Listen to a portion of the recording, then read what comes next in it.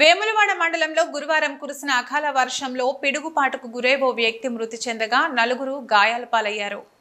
Vemulawada municipal పరిధిలోని సాతరాజ్పల్లి గ్రామానికి చెందిన కంబళ్ళ శ్రీనివాస్, కొమరవ్వ, ఎల్లవ్వ, దేవయ్య, శ్రీనివాసులు పొలం పనికి వెళ్లారు.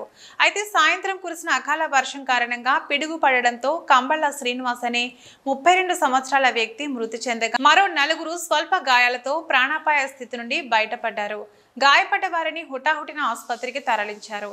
శ్రీనివాస్ మృతితో గ్రామంలో విషాద ఛాయలు అలుముకున్నాయి.